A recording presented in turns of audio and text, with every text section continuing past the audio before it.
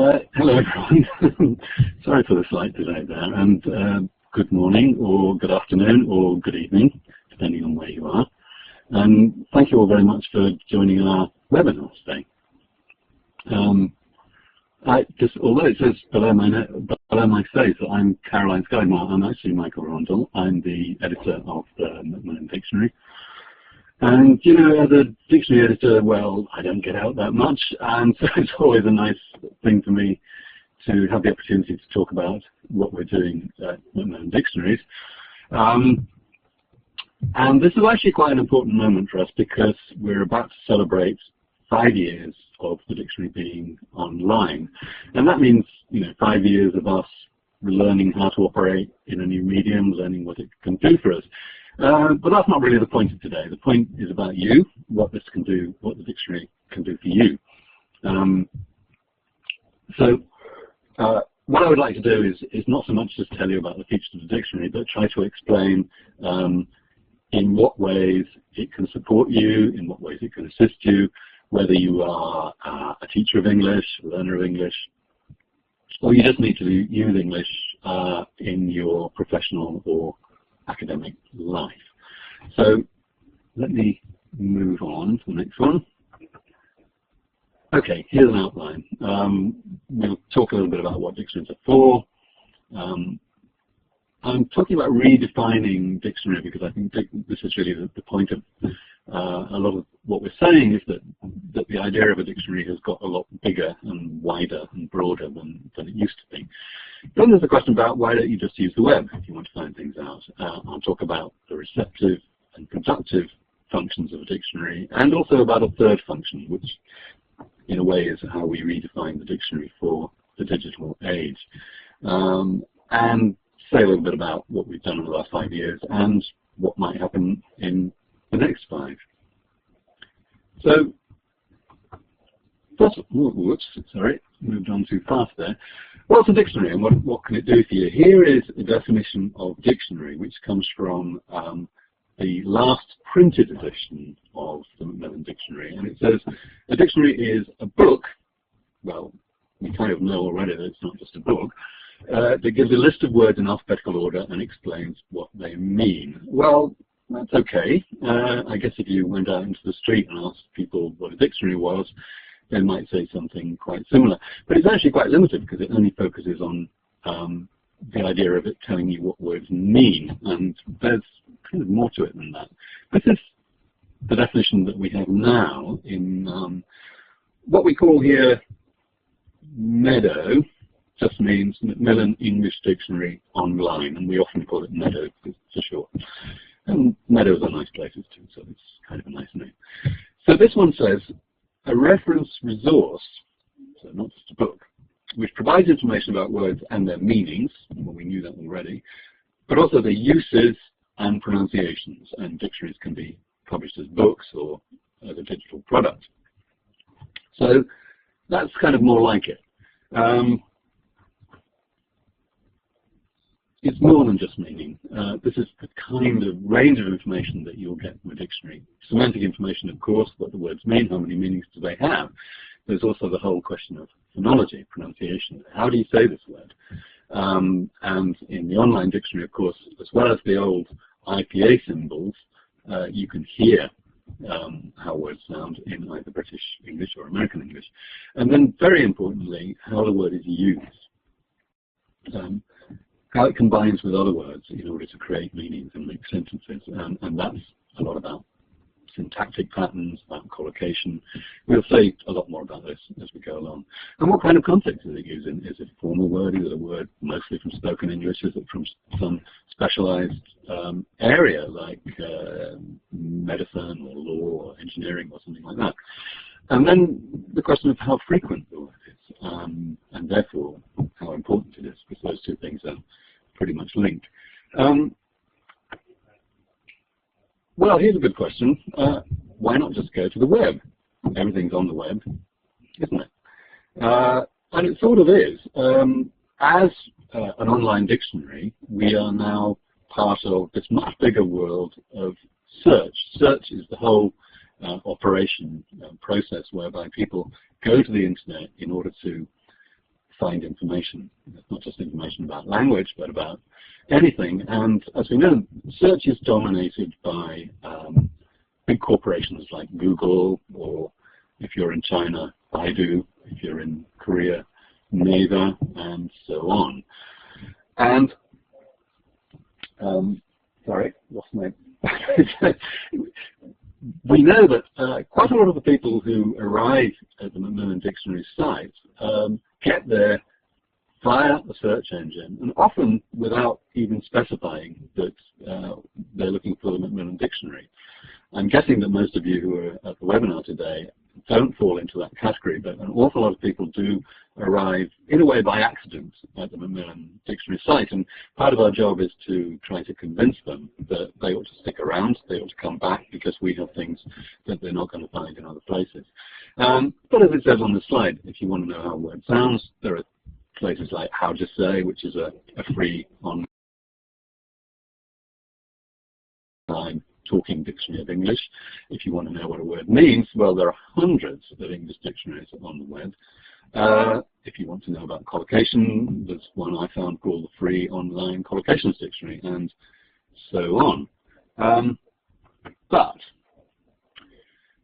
isn't everything on the web? Well, it is, but most of what's there is not geared to the needs of teachers or learners of English. And just to demonstrate that, compare these two definitions I've got up here of the word proactive. I'll read them out, you can't see them in detail. The first one comes from dictionary.com, very well-known online dictionary. And it says, serving to prepare for, well, that's a very weird way of starting anyway, isn't it? Serving? Serving to prepare for, intervene in, or control an expected occurrence or situation, especially a negative or difficult one. Anticipatory. Well, it doesn't mean that much to me, and I guess if I was a learner of English, it would mean even less. And what I've got below is the Macmillan definition of proactive, which says taking action and making changes before they need to be made, rather than waiting until problems develop.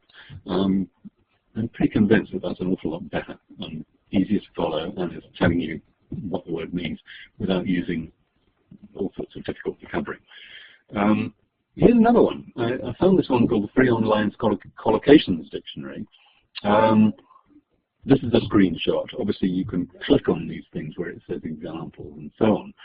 Well, common collocations after the word crime, that's what I was looking for. Well, they've got the word scene. Yeah, that's true. Crime scene. The next one is did. Well, I don't think that's much use, because you can use did with pretty much anything.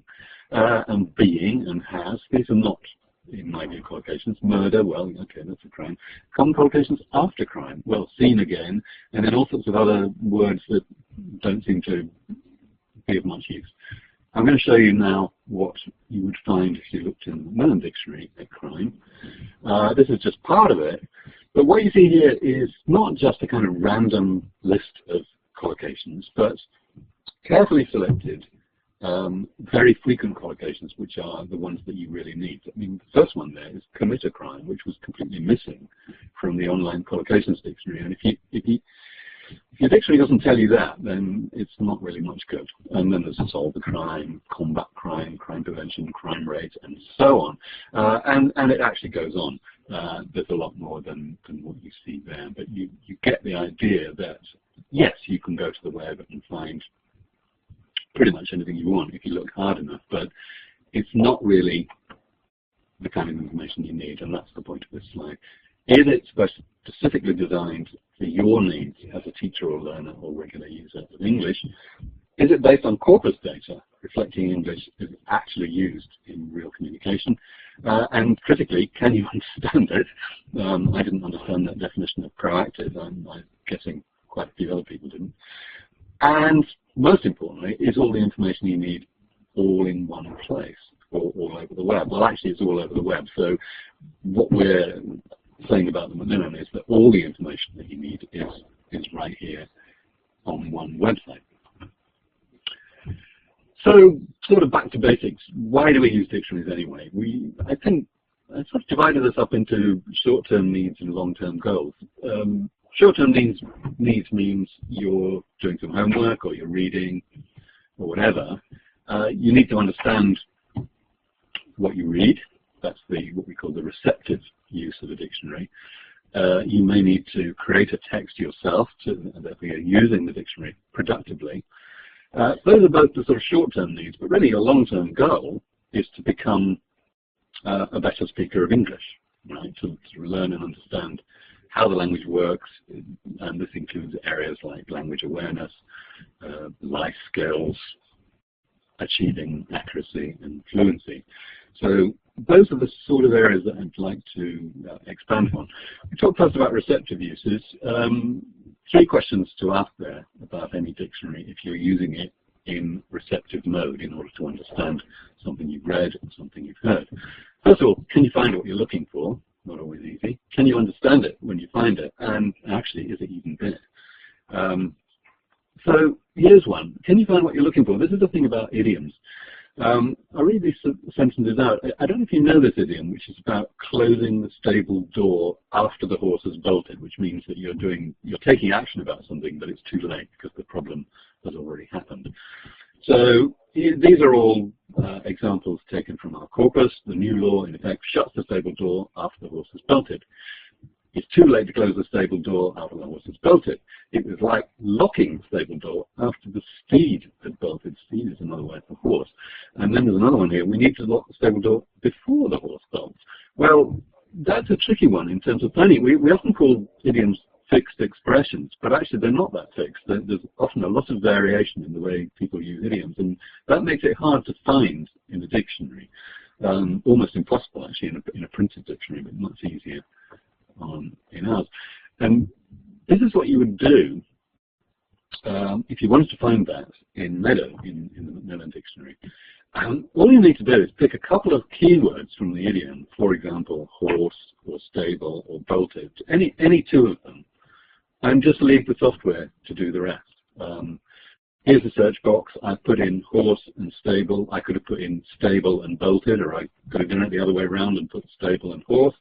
Anything like that. It will all work, and it will take you to directly to this entry. Not even to the head word where you find the entry, but to the actual part, the right part of the entry. It will take you straight there. And it says, close the stable door after the horse is bolted. Well, that's what we call the canonical form. It's the kind of normal form of it, even though we know that people can vary it a bit. And it says, used for saying that something has been done too late because the problem that it should have prevented has already happened. So that's the first issue about finding what you're looking for. Here's another one. You might have heard a word, but you don't know how it's spelled. So that's sort of tricky. There's a word we added quite recently, which is called orthorexia. And actually, you can see a definition down here. It's an eating disorder. It's like anorexia, but it means an extreme obsession with eating healthy foods. I think I've got a bit of orthorexia myself. But if you just heard that, then you wouldn't necessarily know how to spell it. You might think of a word like author. We all know the word author and think, oh, well, maybe that's it. So you key in the word author into the search box, and we have this very clever spell checking software which will take you to the right place. It will offer you some alternatives, and actually it says no search results for orthorexia, but did you mean orthorexia, orthorexia, anorexia, blah, blah, blah. And you can click on any of these. These are screenshots, so you can't click on them here, but if you were in the dictionary, you just click on orthorexia, it takes you straight here to the definition, and as we say, Bob's your uncle, you're there. Another issue is you found the entry, but which meaning is it that's your meaning, the meaning that you're actually looking for? And we have these menus, which you can see on the right, which help you to get there. So let's say you've got these various sentences with the word trunk, and you've read one of these. She stood up, putting one hand on the tree, trunk, to steady herself. How about we put your luggage in the trunk? Fisherman found his bullet-riddled body stuffed in a trunk and dumped on the shore of Lake Mojave. That's a bit gruesome. Wrapping the strip of bark with its trunk, the elephant pulls downward, tearing off the strip. So, you know, what you read one of these. Let's say you read this one about this awful murder. stuffed in a trunk and dumped on the shore of Lake Mojave. Well, it's not the main part of a tree. It's almost certainly a large, strong box. And all you need to do is click on that. The point of the menu is that it's a kind of abbreviated definition. It's not the full definition, but it takes you to the full definition. Because we know that when a word has lots of different meanings, sometimes it's a little bit difficult to navigate your way around it. But if you found this one, well, we know this is about elephants. And it says an elephant's long nose. It's not really a nose, but that's enough to take you where you're going. So that's another issue about, how do you find what you're looking for? Then can you understand the definition when you see it? Well, again, I've got a couple of, we looked at proactive before. I've got another one here from an online dictionary, and it's a definition of the word oppressive. And in each case, it's the same meanings. There are 3 meanings given. They're talking about the same concept in each case. And the first one from the online dictionary says burdensome, unjustly harsh, or tyrannical. The Macmillan one says oppressive leaders, governments, or laws. So it's telling you what kinds of things are oppressive. It's either people or government. Treat people unfairly or in a cruel way. And that last one, number 3, just says distressing or grievous. Well, quite difficult words, and it's not kind of clear what it's talking about. But it's saying something that's oppressive makes you feel very worried or unhappy. So my contention would be that these are much clearer definitions. And then the other question, is the word even there? Certainly in older printed dictionaries, you're not going to get all this up-to-date stuff. Try finding these words in a printed dictionary. Oh, and as Caroline said, there will be a version of, well, a copy of this PowerPoint presentation will be available for you to look at and download, if you like, online at the beginning of next week. So no need to take lots of notes. But there's a list here of stuff that we've added. That was added in our last update in autumn 2013. I've got two little hands now. 3D printing, big data, and MOOCs. You can look them all up. You can't look these ones up yet because they're in our next update, but our next update should be going live in about the next 10 days. It'll be arriving soon, and we'll say something on the page about it and on the blog about it. But I expect you know some of these. Selfie, of course, very popular. Twerking, I think we know about. And there are lots of others. These are just a few. And think of all those social media words which have been added to the English vocabulary in the last 5 years or so. I mean, social networking, although it's such a big thing now, is really terribly new. I mean, 10 years ago, it hardly existed. And there are all these, it's a huge amount of vocabulary connected with it. Words like tweet, follow, like, special meanings like, befriend, Twitterati, and so on. You simply won't find those words in an awful lot of dictionaries because they're not updated often enough. So here's a little summary of this theme of receptive words, the receptive use of a dictionary. Finding what you're looking for. Remember the smart search box, which will find an idiom if you just stick in a couple of keywords. There's a very clever spell checker that will take you to the right place if you don't know how a word is spelled, but you put in something that sounds a bit like it, like orthorexia. And then there's menus that when you get a dictionary entry that's got quite a lot of meanings, the menu will take you to the right one quickly. And then you need to understand what you find. And the reason why those definitions in the online dictionaries, like dictionary.com, are often terribly difficult is that the words they use to define things are not controlled in any way. And that's not the case with Macmillan. Macmillan definitions use what we call a defining vocabulary, which is a limited list of about 2,500 common familiar words. And actually, in any case, if you don't understand a word in one of our definitions, you can just click on it, and that will take you straight to the definition of the word that you've clicked on. And then finally, there's that issue of, is the word there anyway? Maybe it's not there because it's too new. Well, that's something that we can do with our updates. We have very regular updates, and that means that we're keeping up with language change. And that's something that really doesn't happen with printed dictionaries, and it actually doesn't happen with quite a lot of online dictionaries too. But it's something that we take very seriously.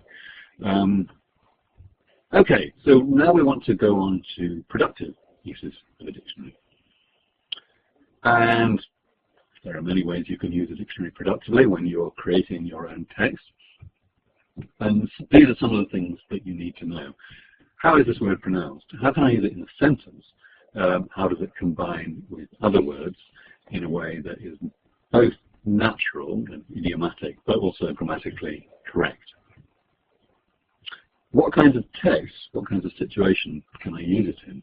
Is it a word that's specialized to one particular kind of discourse, or is it a common word I can use whether I'm sending a tweet or whether I'm writing a serious academic paper? And how can I find close synonyms in order to find the exact meaning that I want, or just to avoid repeating the same word? You know, sometimes you have a word and you don't want to just keep using the same word over and over again in an essay or an assignment or a report, and you might want synonyms that will help you to avoid repeating the same thing. So, yeah. I'll say a little bit about context and why that's so critical. If you think of a word like treat, and someone says to you, well, what does treat mean? Well, probably the first thing you say is, well, it kind of depends. Do you mean a noun or a verb? Well, let's say it's a verb. You know, you look at these sentences here. These are all very typical uses of the word treat. The first one says, the doctor treated my mother with penicillin. Obviously, a medical kind of situation. The next one, we treated the floorboards with preservative. Well, is that the same meaning or a different one? I mean, you're using chemicals in order to treat something or someone, but it's kind of different. But then the next one is, the doctor treated my mother with kindness. Now, you see the first one and the third one have exactly the same grammatical pattern. Treated my mother with something. But of course they're completely different meanings, and that is the context which is creating the meaning. And then the last one, the doctor treated my mother to dinner in a posh restaurant. Of course, it's completely different again. So without the context, you know, most words don't really mean an awful lot on their own, unless they're just referring to a particular object, like a computer or a chest of drawers or something like that. But most common words, and especially verbs like treat, they don't really have any meaning on their own. They gain meaning by being combined with other words, and that's how we create meaning.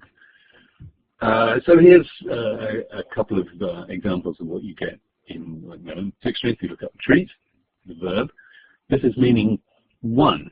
The word has several different meanings, but this is about how you behave towards someone. So it's like things like treat someone with kindness, respect, contempt. Treat someone as or like, don't treat me like a child, and so on. Treat someone like royalty, that's a kind of phrase, you know, treat someone terribly well. And then here we've got a list of collocations, common adverbs, that you can treat someone harshly, leniently, and so on. And these are all selected because the corpus tells us that they're the most frequent adverbs used in that way. And then here's another one. This is treat meaning three. We've skipped over meaning two. And this is that one where it's the medical one, to use medicine or medical methods to cure a patient or an illness. And again, there are two kinds of grammar patterns here. One is you treat someone for something. You treat someone, she was treated for smoke inhalation, so you're treated for a condition.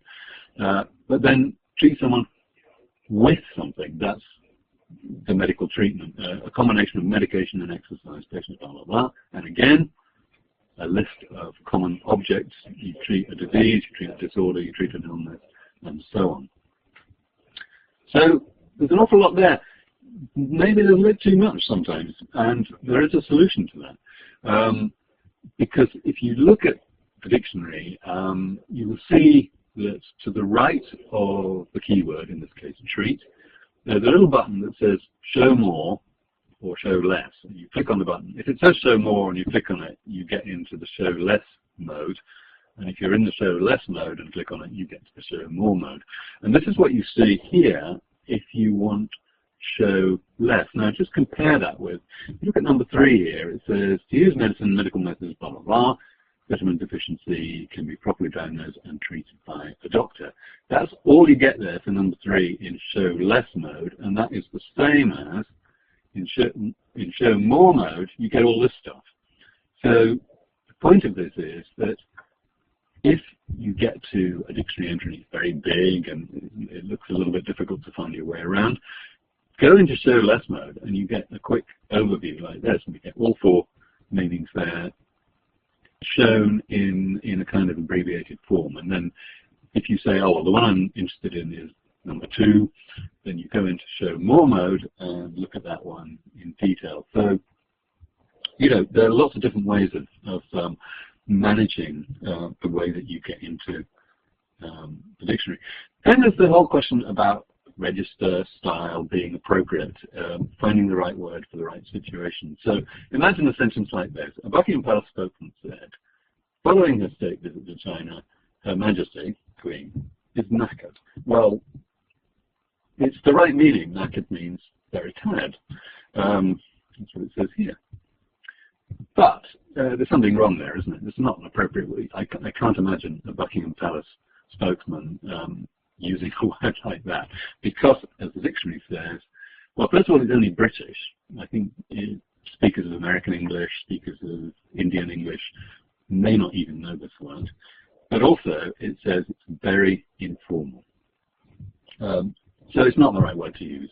And we use what we call labels, and they tend to come after they come right after the part of speech marker. So it says knackered, it says an adjective, and right after that you often get a label which is telling you that the word is restricted in some way. It may be a medical term, it may be a word from computer science or something like that, or it may be an example of West African English, South African English, Indian English, American English, or some such variety. Or it may just be very informal, like this one, or very formal, or just formal.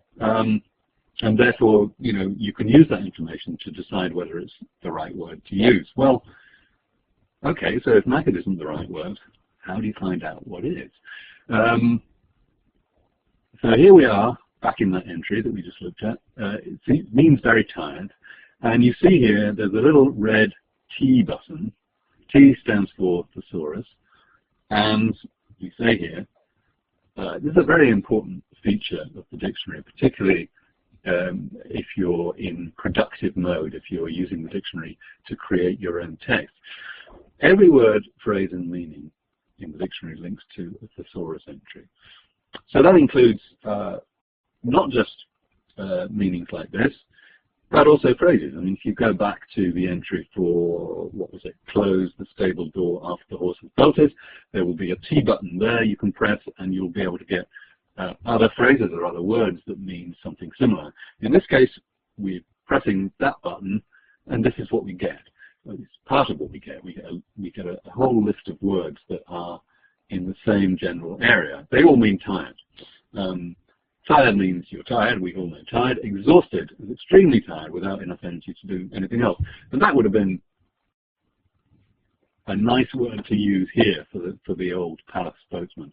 Following a state visit to China, Her Majesty is exhausted. Well, that's a much better word, isn't it? And there are other ones, other possibilities there. So that's the thesaurus and how that works. So here's a little summary of the. Let me just check the time. Okay, we're not too bad. Productive uses. Helps you to choose the right word. The thesaurus provides a whole range of choices. The labels tell you whether the word is formal or informal or British or American, specialized or general. And there's also frequency information at all the common words. It's a big feature of the Macmillan Dictionary. Are shown in red. They have stars indicating how frequent they are. And that's pretty important too. There's not much point in wasting a lot of time learning a word which is incredibly rare and which you may not come across again, but if you come to a word like treat, which is extremely common and would be shown in red with 3 stars, then there's a lot there that's worth learning.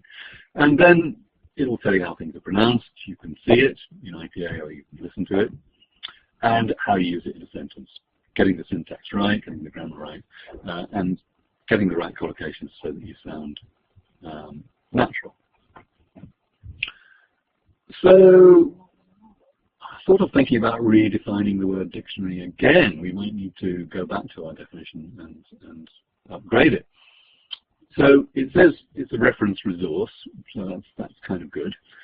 Provides information about words and their meanings and their pronunciations.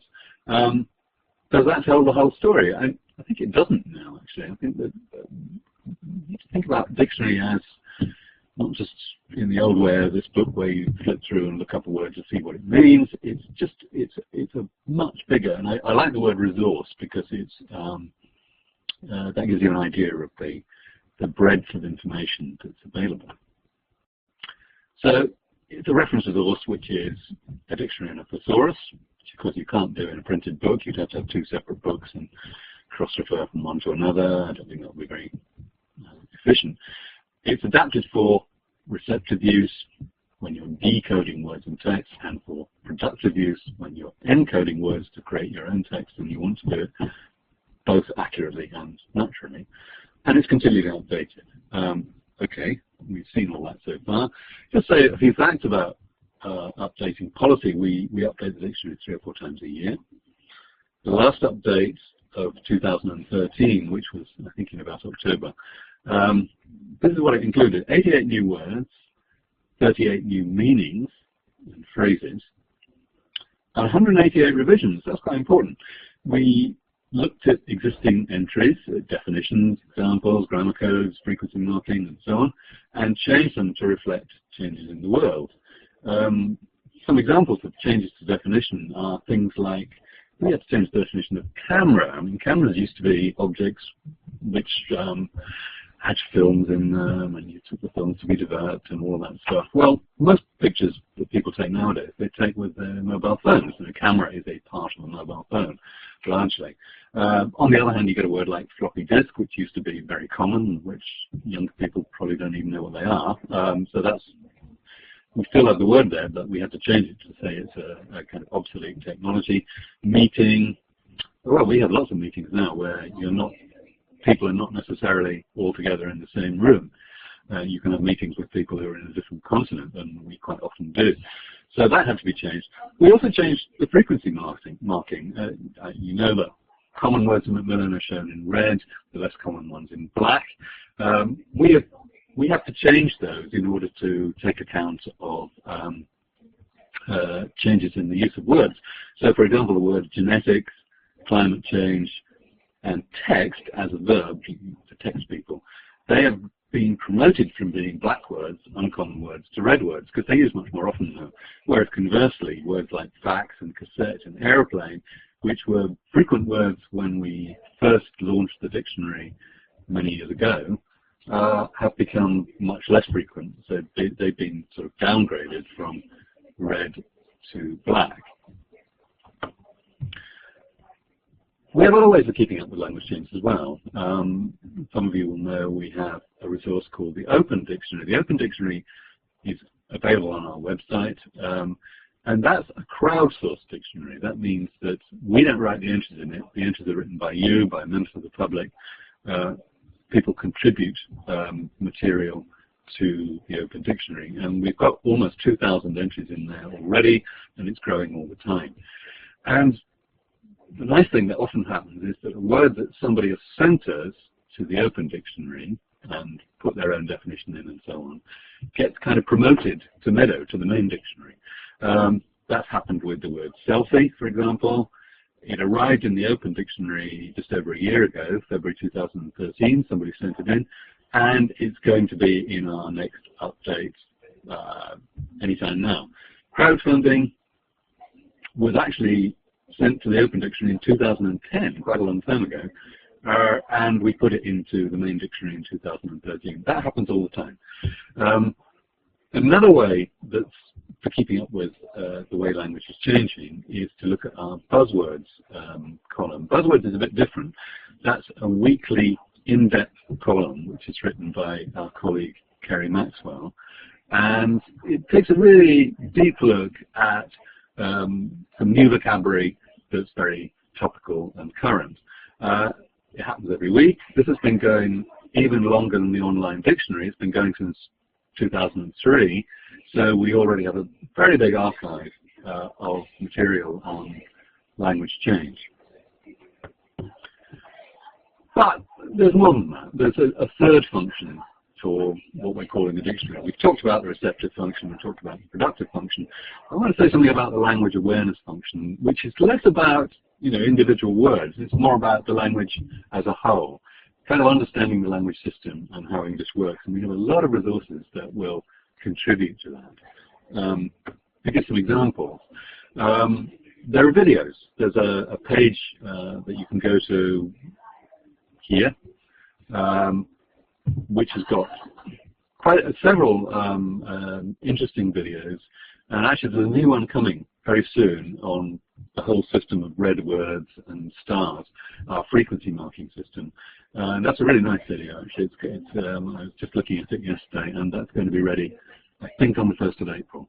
We have a lot of language games, which are not at all trivial. They are, serious pedagogical games that help you to learn aspects of English. Again, there's a page for that, and you'll find that, well, there are 4 games there already, which are quite popular. And we're just developing new versions for mobiles and for tablets, because the games we have at the moment work on desktop computers or laptops, but they don't work on mobiles and tablets, but that's going to change very soon. And we've got a nice new game on collocations, particularly things like the difference between when do you say make or do. Do you say make your homework or do your homework? And you say make the washing up or do the washing up. And there's a game on that issue, which is actually almost ready, and that'll be coming out soon. And we've got several more coming during this year. We're quite keen on increasing the number of games that are available.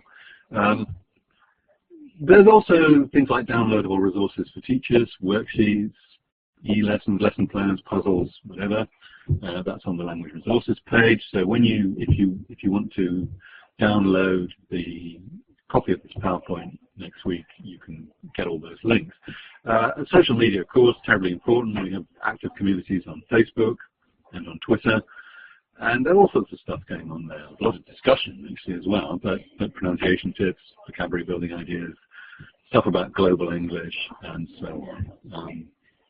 And really, I think the jewel in the crown, that's even better, is the blog, MacmillanDictionaryblog.com. Blog is a really important part of what we do, and we take it very seriously. There are 4 or 5 new blog posts every week, and it covers a very wide range of subjects. This is just a few of them. We have blogs relating anything to do with grammar. You can, if you put in this URL, you see there's a tag there. It says tag grammar. What you get is all the posts that have that tag. So all the posts that deal with grammar. Another one about pragmatics, a big thing that we're doing a lot about at the moment. Pragmatics is sort of what people really mean when they say things, even if it's not literally what they mean. It's a very important life skill, a very important feature of communication. A lot of really interesting stuff about etymology, why we say certain things, where words come from, and so on. It's a terrific series by Jonathan Marks called Word Roots and Word Roots, 2 different spellings of roots, which you'll find there, as well as lots of other stuff. Metaphor is another one. So there's a huge archive in the blog of teaching and learning materials. The blog posts are written by teachers, by materials writers, by linguists, and even by people like me, lexicographers as well. So here we are, 5 years of digital innovation. Just a few numbers to impress you with. On our blog there are so far 1,324 posts. It might have gone up to 1,325 since I wrote this yesterday. We've got 134 different people who've written blogs. We have 4 or 5 regular writers, as you'll see if you look at the blog regularly, but lots and lots of guest speakers, guest writers, and many more to come. The number of words that have been submitted, whoops, ooh, something's gone wrong there, hang on. Let me just, okay, number of words submitted to the Open Dictionary is so far 1,903, it's going up every week. The number of articles in the buzzword archive is 560. It's a huge amount of interesting material. And if you just look at the people who visited our website since we launched it in 2009, 5 years ago, the numbers who are coming now are almost 10 times the number who came in 2009. And again, that's going up all the time, and we like that. It means that people are enjoying what we're doing. And just the background of that is the number of internet users worldwide. I'm not quite sure how accurate these figures are, but in 2009, when we launched the dictionary online, there were about 1.5 billion people who were online, and that's now almost 3 billion, so it's sort of just about doubled in 5 years, and of course that's going up all the time as well. And there are many parts of the world where the internet used to be very difficult, where it's beginning to be quite common. In some parts of the world where it's like Estonia or Korea, where pretty much everybody seems to be online all the time. So that's a little bit of background. And getting to the end now. What have we been doing in 5 years? We've been expanding the dictionary, we've been updating it. We sort of extended the meaning of dictionary, extended the whole concept of what dictionary means beyond just remember that original definition, a book that you look in to find out what words mean. It's much, much more than that. It's a complete all-purpose reference resource, as our new definition says, and you can use it for understanding what words mean, for using words in a natural, idiomatic way, the productive function, and for understanding how to communicate effectively in English. That's sort of the language awareness function. And all of that helps to promote accuracy and fluency, which anyone learning a language, using a language which is not their mother tongue, that's really what we're after, isn't it? What about the next 5 years? Well, actually, it's always quite dangerous making predictions. I try to avoid doing it. We're both in the language business and in the online business, and in both those fields, it's kind of hard to predict because things are changing very, very fast. But anyway, let's make some kind of predictions. What we'll be doing is enhancing the receptive and productive functions by continually updating. We're planning to integrate other Macmillan Dictionary resources into the main site. For example, we have a really good collocations dictionary, which at the moment is a print dictionary, but we're going to make that available online as well and hopefully integrated with the main one. And more resources for that third function, the language awareness, for helping you understand how English works.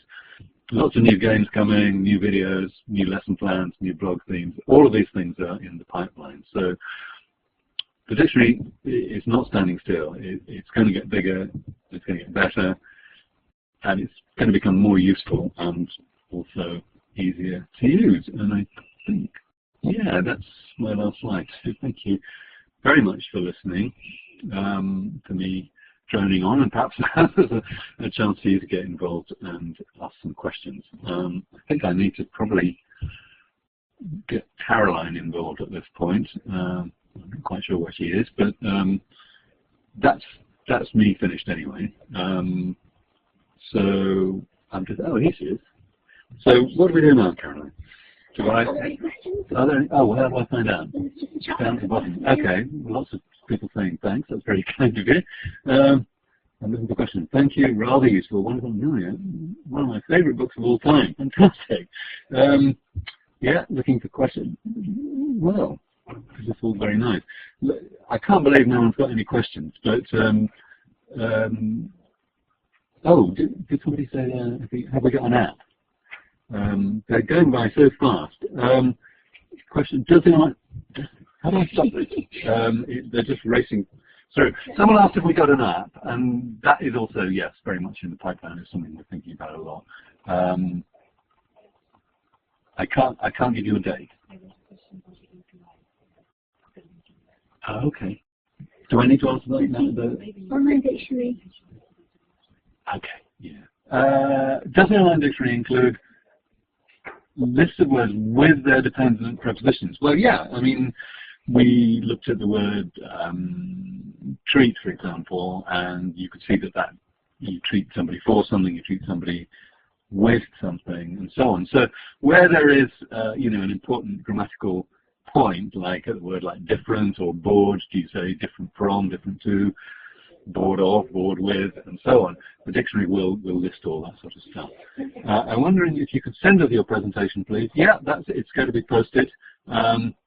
Our picture's going to be included in the future. That's a really good question, actually, because our original printed dictionary does have pictures. I don't know. I mean, it's something we've talked about, and I'm sure that we'll bring that up at the next meeting. Thank you for asking that. I want to ask you about the resources where you take the information. Good question. Our dictionaries, was that one about the API that you just, was mentioning? If you look on our, there's Jens Erlandson. Hello, Jens. Thank you for tuning in. If you look on our website, there's a website confusingly called MacmillanDictionaries.com, not MacmillanDictionary.com, which has quite a lot of background about our corpus, the corpus resources that we use and the software we use in order to discover information. So it's a very important part of modern dictionary making, is that instead of just sitting and sort of copying other dictionaries or making things up or examining what we know about things ourselves, we look at objective evidence for how people use language when they communicate with one another, and that's what a corpus is. A corpus is just a huge database of texts from newspapers, novels, academic writing, conversations, whatever. And the corpus we use has about 1.6 billion words of English, and we also have some very clever software that's used with it in order to identify things like frequency information, what are the most common collocations, what are the most common grammar patterns, and so on. So that's the source of our information. What do we think about the future for digital dictionaries? Actually, that's a really good question. To some degree, dictionaries are kind of disappearing into other applications. If you've got something like a Kindle, an e-reader. I mean, I've got a Kindle, and I read stuff in Spanish because I'm a learner of Spanish, not an especially good one, but I read stuff in Spanish, and if there's a word I don't know, I can click on it, and I will be taken to a dictionary of Spanish, where I can find out what the word means. Quite often, the dictionaries on Kindle are not all that good, actually. But you see what I mean? That's an example of the dictionary being kind of embedded in another application. And in fact, we do this with Macmillan. We have licenses with some newspaper sites, for example, in India and in Pakistan, where there's a news site, you're reading the news online, you see a word you don't know, like proactive, and you click on that word and you get taken straight to the Macmillan definition. And I think a lot more of that will go on, so that the dictionary will still exist, but it may not just be visible. I mean, of course, it'll still exist the way it does now, but there will be certain things that you're doing or applications that you're using where you don't actually need to open the dictionary itself. You can just click on the word and you'll get taken to that meaning. How do you determine, here's a good question, how do you determine the principal or first meaning of a word? Yeah, that's not always easy, but most of what we do in terms of selecting words, in terms of ordering words, in terms of deciding how much grammar to put in, a lot of it is based on frequency. And when you have a corpus that has 1.6 billion words and some good software to work with it, you can very quickly find out, what are the most frequent, what are the most really important facts about a word. And that includes, how many meanings has it got, and which meanings are the most frequent. There's a kind of interesting kind of curve you get, a graph that you can do with a word with, say, 10 meanings, which is that the first meaning will tend to have about twice as many examples as the next one, and that will have twice as many examples as the one after. So it sort of tails off like that, and then you'll get very rare meanings which we stick at the end. But the most common meanings are generally, it's very obvious from looking at the corpus data which those ones are. Oh, here's a good question. How do you fund the dictionary business? Yeah, that's something that we obviously spend quite a lot of time thinking about, because Macmillan is a private company which has to make money. And in the olden days, all we did was we would sell people a book and they would give us money, and that would fund our research and doing the dictionaries. But it's different now. You notice our site has advertising. We make some money from that. I mentioned about licensing our data to other users. So instead of there being just one way of making money, there are now lots of different ways of making money. I think somebody had a question about the API, the application protocol interface, that's what it's called. Macmillan has an API, which is a software, a piece of software that allows third parties, it allows other organizations to use your data and put it into their applications, provided they pay us for doing that. There is it's kind of technical, but there's quite a lot of stuff on the website about the API, and what I'll do after this session is I'll find that question again, and I can send you a link to that. But if you look on the main homepage of the Macmillan Dictionary, you'll see there is a menu heading something like gadgets or something like that, and if you look in there, you'll find a lot more about the API. Can you also enter phrases to see if they are correct or exist, as opposed to single words? Absolutely, yeah. I think I mentioned that in relation to that phrase about closing the stable door after the horse is bolted. It's a huge work, someone said. Yeah, it sure is. That, as I said, if you put a couple of key words from the idiom or expression that you're thinking of, the phrase that you're thinking of, put those into the search box, and the dictionary will do its best to find it, and will do it pretty well. Oh, goodness. Do you know what is the most productive way of using neologisms? I'm not sure whether you mean in a teaching context or what. I mean, I'm not a teacher myself. I was a teacher of English once, but it was so long ago that I've almost forgotten. It's about 30 years ago. What we do is, I mean, our job at this end is to try and find the information, present the information as clearly as possible, and it's kind of up to you what you do with it. But having said that, of course, there's a lot of stuff on a lot of these resources, like lesson plans and so on, that assist in that. Now, here's the question. As far as the move from hard copy to online dictionaries is concerned, have you considered students having to sit an English language exam in a classroom? How could they have access to online dictionaries? Yeah, we were asked that one before, and I agree, it is quite a tricky question, and I think it's a question of the exam authorities catching up with the world that we live in now, because yeah, in the old days, they'll say you can bring this dictionary into the classroom, but increasingly paper dictionaries are going to disappear, and people are going to have things on their phones. And I think that what you've got to do is have access to a dictionary like ours through an app, have the phone kind of jammed so that you can't go outside and start looking up Wikipedia and so on. So I agree that there's a technical issue there that needs to be solved, and I think that there will be a lot of pressure to solve that as paper dictionaries continue to dry out. What's your opinion of Google Translate? Well, someone has answered terrible. I wouldn't go that far. Everyone's saying it's terrible. It's all I can say is a lot better than it used to be. It used to be really terrible. Maybe now it's just terrible, and I'm sure it will get better. But nice to attend this webinar. Thank you very much. Well, lots of very nice things that everyone's saying. Thanks for the API explanation. Okay, good. Oh, I'm sorry. Someone couldn't not log in at exactly the time. Well, if you couldn't log in at the time, remember that the presentation is going to be available online, and you can either just sit and watch it again if you really want to, or you can download the PowerPoint and find it there. Okay, how are we doing for time? Dictionary is simply amazing. Oh, can we quote you on that? That's really a nice thing to say. How many lexicographers in your team? Well, when we built the dictionary in the beginning, we had a very big team, about 15, 20 people. We have fewer now because we're kind of doing different things, aren't we? We're not only just writing dictionary entries, we're doing all this other stuff. Now we have people who are involved in things like making videos and writing blogs. So it's become very different. I started working in dictionaries in 1980, believe it or not, which is whatever, nearly 35 years ago.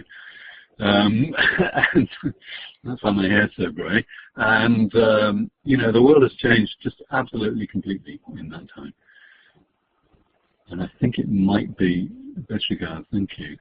Best of luck for the next 5 years of development. Well, that's great. Yeah, thanks a lot. And thank you all very much for being such a good audience and asking such interesting questions. And I hope it was useful to you. And it's been a real pleasure for me to be here this afternoon. Thank you very much. Bye-bye. So what are we doing now, Caroline? Oh, Caroline's going to... Okay. Are you going to play some things? Yes. Hi, folks.